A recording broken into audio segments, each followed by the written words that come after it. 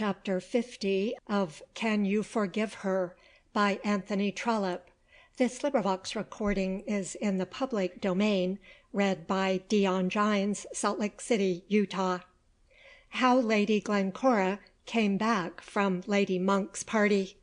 Burgo Fitzgerald remained for a minute or two, leaning where we last saw him, against the dining-room wall at the bottom of the staircase, and as he did so some thoughts that were almost solemn passed across his mind. This thing that he was about to do, or to attempt, was it in itself a good thing? And would it be good for her whom he pretended to love? What would be her future if she consented now to go with him, and to divide herself from her husband? Of his own future he thought not at all. He had never done so. Even when he had first found himself attracted by the reputation of her wealth, he cannot be said to have looked forward in any prudential way to coming years. His desire to put himself in possession of so magnificent a fortune had simply prompted him, as he might have been prompted to play for a high stake at a gaming table. But now, during these moments, he did think a little of her. Would she be happy, simply because he loved her, when all women should cease to acknowledge her, when men would regard her as one degraded and dishonoured, when society should be closed against her, when she would be driven to live loudly because the softness and graces of quiet life would be denied to her? Burgo knew well what must be the nature of such a woman's life in such circumstances. Would Glencora be happy with him while living such a life simply because he loved her? And under such circumstances, was it likely that he would continue to love her? Did he not know himself to be the most inconstant of men, and the least trustworthy?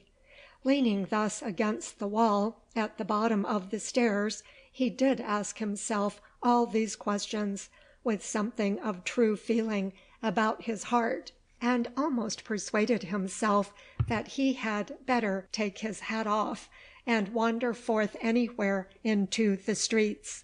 It mattered little what might become of himself. If he could drink himself out of the world, it might be an end of things that would not be altogether undesirable. But then the remembrance of his aunt's £200 came upon him, which money he even now had about him on his person, and a certain idea of honour told him that he was bound to do that for which the money had been given to him. As to telling his aunt that he had changed his mind, and therefore refunding the money, no such thought as that was possible to him. To give back £200 entire, £200 which were already within his clutches, was not within the compass of Burgo's generosity. Remembering the cash, he told himself that hesitation was no longer possible to him. So he gathered himself up, stretched his hands over his head, uttered a sigh that was audible to all around him, and took himself upstairs. He looked in at his aunt's room, and then he saw her and was seen by her. "Well, Burgo," she said, with her sweetest smile, "have you been dancing?" He turned away from her without answering her, muttering something between his teeth about a cold-blooded Jezebel, which, if she had heard it, would have made her think him the most ungrateful of men. But she did not hear him, and smiled still as he went away, saying something to Mrs. Conway Sparkes as to the great change for the better which had taken place in her nephew's conduct. "There's no knowing who may not reform," said Mrs. Sparkes, with an emphasis which seemed to Lady Monk to be almost uncourteous. Burgo made his way first into the front room, and then into the larger room where the dancing was in progress, and there he saw Lady Glencora standing up in a quadrille with the Marquis of Hartletop. Lord Hartletop was a man not much more given to conversation than his wife, and Lady Glencora seemed to go through her work with very little gratification either in the dancing or in the society of her partner. She was simply standing up to dance, because, as she had told Mr. Palliser, ladies of her age generally do stand up on such occasions.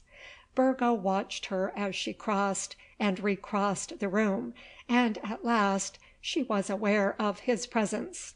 It made no change in her, except that she became even somewhat less animated than she had been before. She would not seem to see him, nor would she allow herself to be driven into a pretence of a conversation with her partner because he was there.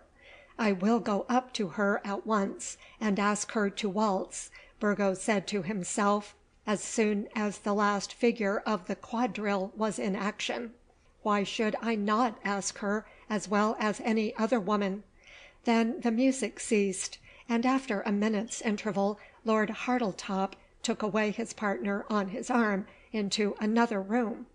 Burgo, who had been standing near the door, followed them at once. The crowd was great, so that he could not get near them, or even keep them in sight, but he was aware of the way in which they were going. It was 5 minutes after this when he again saw her, and then she was seated on a cane bench in the gallery, and an old woman was standing close to her, talking to her. It was Mrs. Marsham, cautioning her against some petty imprudence, and Lady Glencora was telling that lady that she needed no such advice, in words almost as curt as those I have used. Lord Hartletop had left her, feeling that, as far as that was concerned, he had done his duty for the night. Burgo knew nothing of Mrs. Marsham, had never seen her before, and was quite unaware that she had any special connection with Mr. Palliser. It was impossible, he thought, to find Lady Glencora in a better position for his purpose.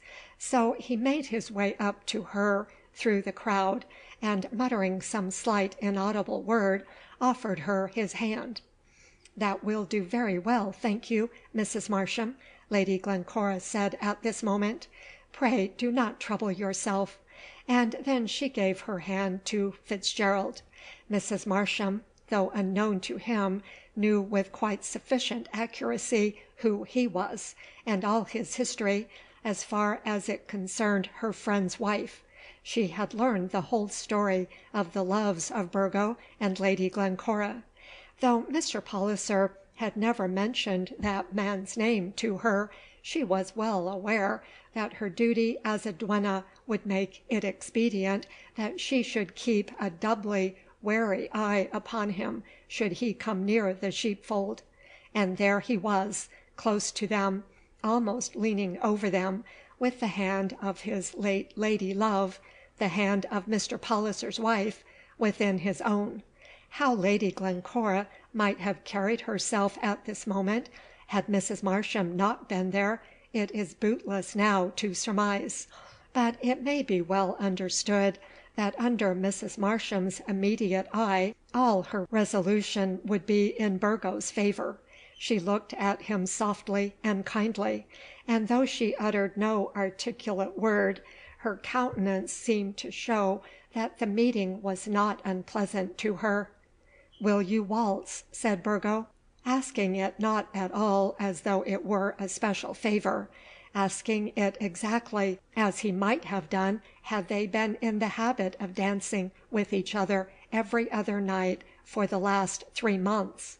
"I don't think Lady Glencora will waltz to-night," said Mrs. Marsham very stiffly.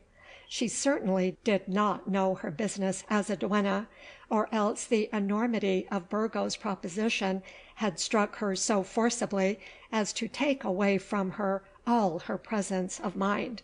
Otherwise she must have been aware that such an answer from her would surely drive her friend's wife into open hostility. "And why not, Mrs. Marsham?" said Lady Glencora, rising from her seat. "Why shouldn't I waltz to-night? I rather think I shall, the more especially as Mr. Fitzgerald waltzes very well." Thereupon she put her hand upon Burgo's arm. Mrs. Marsham made still a little effort that was probably involuntary. She put out her hand and laid it on Lady Glencora's left shoulder, looking into her face as she did so with all the severity of caution of which she was mistress. Lady Glencora shook her duenna off angrily. Whether she would put her fate into the hands of this man who was now touching her, or whether she would not, she had not as yet decided. But of this she was very sure, that nothing said or done by Mrs. Marsham should have any effect in restraining her. What could Mrs. Marsham do? Mr. Palliser was gone. Some rumour of that proposed visit to Monkshade, and the way in which it had been prevented, had reached her ear. Some whispers had come to her that Fitzgerald still dared to love, as married, the woman whom he had loved before she was married. There was a rumour about that he still had some hope.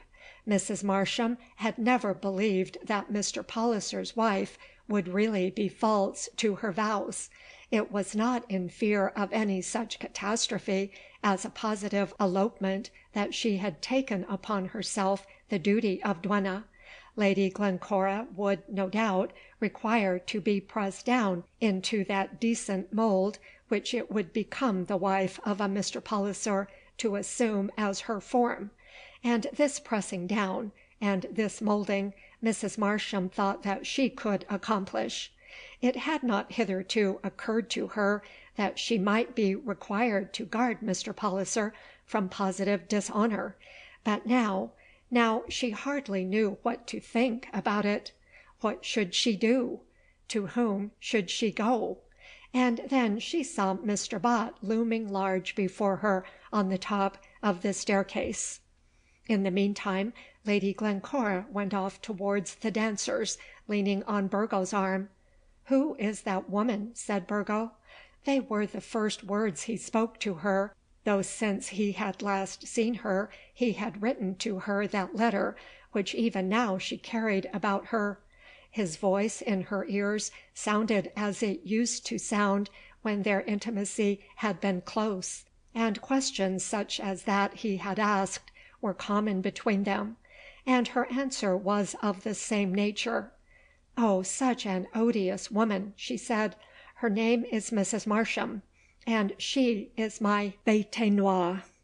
And then they were actually dancing, whirling round the room together, before a word had been said of that which was Burgo's settled purpose, and which at some moments was her settled purpose also.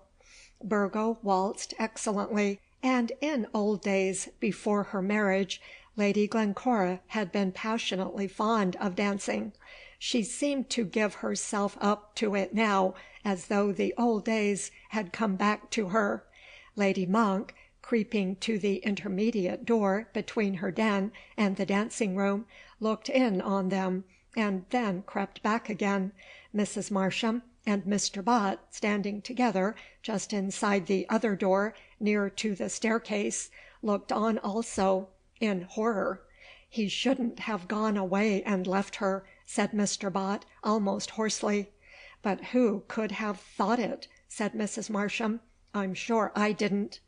"I suppose you'd better tell him," said Mr. Bott. "But I don't know where to find him," said Mrs. Marsham. "I didn't mean now at once," said Mr. Bott, and then he added, "Do you think it is as bad as that?" "I don't know what to think," said Mrs. Marsham. The waltzers went on till they were stopped by want of breath. "I am so much out of practice," said Lady Glencora. "I didn't think I should have been able to dance at all." Then she put up her face, and slightly opened her mouth, and stretched her nostrils, as ladies do, as well as horses, when their running has been severe and they want air. You'll take another turn, said he. Presently, said she, beginning to have some thought in her mind as to whether Mrs. Marsham was watching her. Then there was a little pause, after which he spoke in an altered voice. "Does it put you in mind of old days?" said he. It was of course necessary for him that he should bring her to some thought of the truth. It was all very sweet, that dancing with her as they used to dance, without any question as to the reason why it was so, that sudden falling into the old habits, as though everything between this night and the former nights had been a dream. But this would not further his views. The opportunity had come to him which he must use, if he intended ever to use such opportunity. There was the £200 in his pocket, which he did not intend to give back. "Does it put you in mind of old days?" he said. The words roused her from her sleep at once, and dissipated her dream. The facts all rushed upon her in an instant. The letter in her pocket, the request which she had made to Alice, that Alice might be induced to guard her from this danger, the words which her husband had spoken to her in the morning, and her anger against him in that he had subjected her to the eyes of a Mrs. Marsham, her own unsettled mind, quite unsettled whether it would be best for her to go or to stay. It all came upon her now at the first word of tenderness which Burgo spoke to her. It has often been said of woman that she who doubts is lost, so often that they who say it now say it simply because others have said it before them, never thinking whether or no there be any truth in the proverb. But they who have said so, thinking of their words as they were uttered, have known but little of women. Women doubt every day, who solve their doubts at last on the right side, driven to do so, some by fear, more by conscience, but most of them by that half prudential, half unconscious knowledge of what is fitting, useful, and best under the circumstances, which rarely deserts either men or women till they have brought themselves to the Burgo Fitzgerald state of recklessness. Men, when they have fallen even to that, will still keep up some outward show towards the world, but women in this condition defy the world, and declare themselves to be children of perdition. Lady Glencora was doubting sorely, but though doubting, she was not as yet lost. "Does it put you in mind of old days?" said Burgo. She was driven to answer, and she knew that much would be decided by the way in which she might now speak. "You must not talk of that," she said very softly. "May I not?" And now his tongue was unloosed, so that he began to speak quickly. "May I not? And why not? They were happy days, so happy. Were you not happy when you thought? Oh, dear, I suppose it best not even to think of them." "Much the best. Only it is impossible. I wish I knew the inside of your heart, Cora, so that I could see what it is that you really wish." In the old days he had always called her Cora, and now the name came from his lips upon her ears as a thing of custom, causing no surprise. They were standing back, behind the circle, almost in a corner, and Burgo knew well how to speak at such moments, so that his words should be audible to none but her whom he addressed. "You should not have come to me at all," she said. "And why not? Who has a better right to come to you? Who has ever loved you as I have done? Cora, did you get my letter?" "Come and dance," she said. "I see a pair of eyes looking at us." The pair of eyes which Lady Glencora saw were in the possession of Mr. Bott, who was standing alone, leaning against the side of the doorway, every now and then raising his heels from the ground, so that he might look down upon the sinners as from a vantage ground. He was quite alone. Mrs. Marsham had left him, and had gotten herself away in Lady Glencora's own carriage to Park Lane, in order that she might find Mr. Palliser there, if by chance he should be at home. "Won't it be making mischief?" Mrs. Marsham had said when Mr. Bott had suggested this line of conduct. "There'll be worse mischief if you don't," Mr. Bott had answered. "He can come back, and then he can do as he likes. I'll keep my eyes upon them." And so he did keep his eyes upon them. Again they went round the room, or that small portion of the room which the invading crowd had left to the dancers, as though they were enjoying themselves thoroughly and in all innocence. But there were others besides Mr. Bott who looked on and wondered. The Duchess of St. Bungay saw it, and shook her head sorrowing, for the Duchess was good at heart. Mrs. Conway Sparkes saw it, and drank it down with keen appetite, as a thirsty man with a longing for wine will drink champagne, for Mrs. Conway Sparkes was not good at heart. Lady Hartletop saw it, and just raised her eyebrows. It was nothing to her. She liked to know what was going on, as such knowledge was sometimes useful. But as for heart, what she had was, in such a matter, neither good nor bad. Her blood circulated with its ordinary precision, and in that respect no woman ever had a better heart. Lady Monk saw it, and a frown gathered on her brow. "The fool!" she said to herself. She knew that Burgo would not help his success by drawing down the eyes of all her guests upon his attempt. In the meantime, Mr. Bott stood there, mounting still higher on his toes, straightening his back against the wall. "Did you get my letter?" Burgo said again, as soon as a moment's pause gave him breath to speak. She did not answer him. Perhaps her breath did not return to her as rapidly as his, but of course he knew that she had received it. She would have quickly signified to him that no letter from him had come to her hands, had it not reached her. "Let us go out upon the stairs," he said, "for I must speak to you. Oh, if you could know what I suffered when you did not come to Monkshade! Why did you not come?" "I wish I had not come here," she said.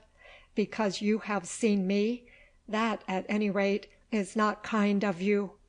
They were now making their way slowly down the stairs in the crowd towards the supper-room. All the world was now intent on food and drink, and they were only doing as others did.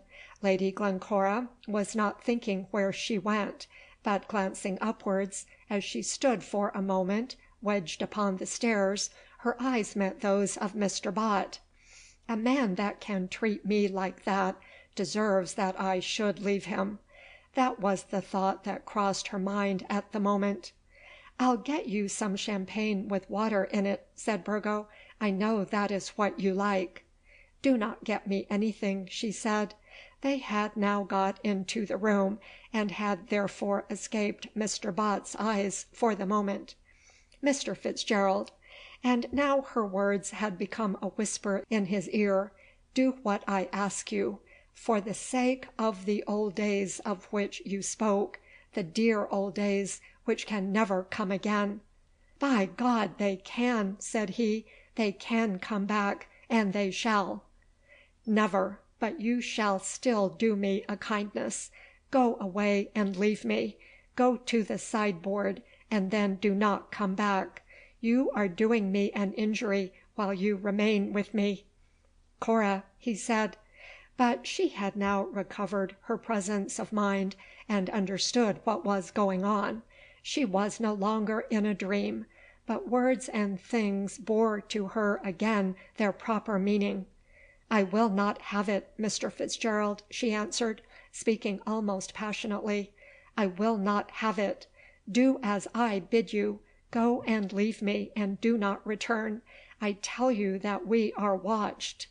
This was still true, for Mr. Bott had now again got his eyes on them round the supper-room door. Whatever was the reward for which he was working, private secretaryship or what else, it must be owned that he worked hard for it. But there are labours which are labours of love. "Who is watching us?" said Burgo, "and what does it matter?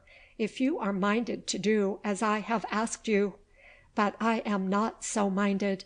Do you know that you insult me by proposing it?"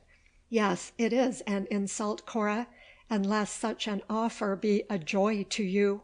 If you wish to be my wife instead of his, it is no insult."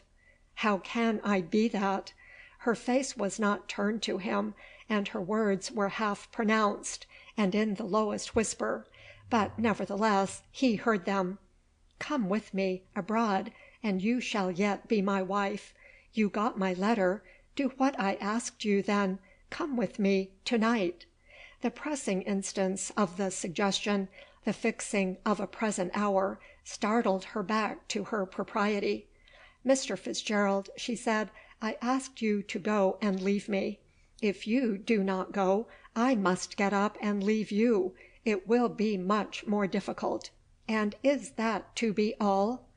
"All, at any rate now." "Oh, Glencora, how could you be so weak? Why did you add that word now?" In truth, she added it then, at that moment, simply feeling that she could thus best secure an immediate compliance with her request.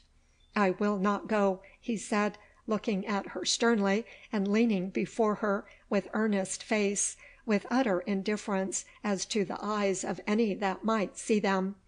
"I will not go till you tell me that you will see me again."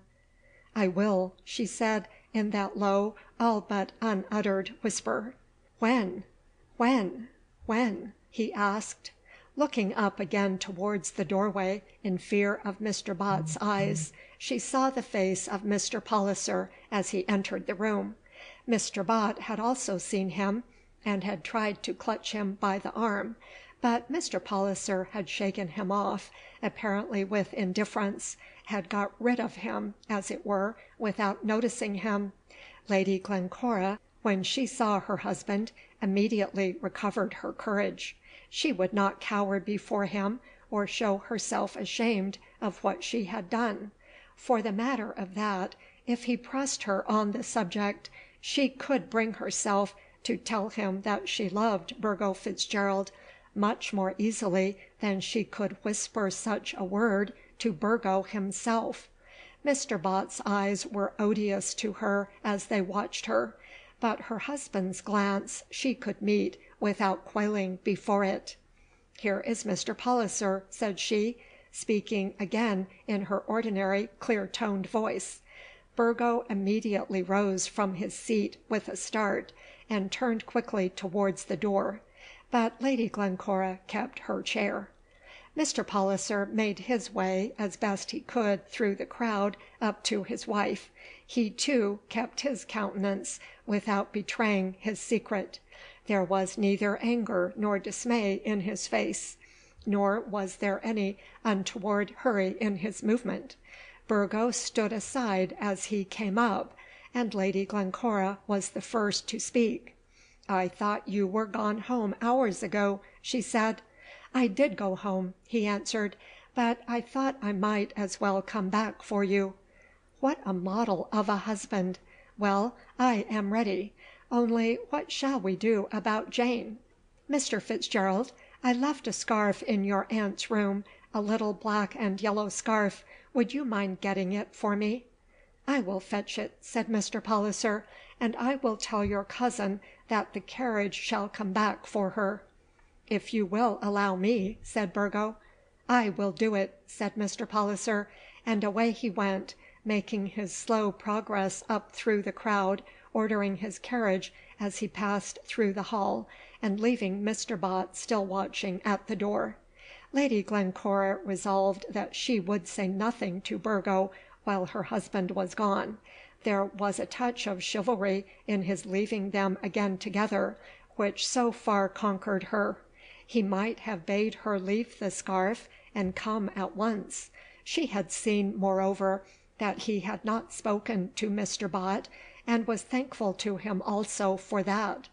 Burgo also seemed to have become aware that his chance for that time was over. "I will say good night," he said. "Good night, Mr. Fitzgerald," she answered, giving him her hand. He pressed it for a moment, and then turned and went. When Mr. Palliser came back, he was no more to be seen. Lady Glencora was at the dining-room door when her husband returned, standing close to Mr. Bott. Mr. Bott had spoken to her, but she made no reply. He spoke again, but her face remained as immovable as though she had been deaf. "And what shall we do about Mrs. Marsham?" she said, quite out loud, as soon as she put her hand on her husband's arm. "I had forgotten her." "Mrs. Marsham has gone home," he replied. "Have you seen her?" "Yes." "When did you see her?" "She came to Park Lane." "What made her do that?" These questions were asked and answered as he was putting her into the carriage. She got in just as she asked the last, and he, as he took his seat, did not find it necessary to answer it. But that would not serve her turn. "What made Mrs. Marsham go to you at Park Lane after she left Lady Monk's?" she asked again. Mr. Palliser sat silent, not having made up his mind what he would say on the subject.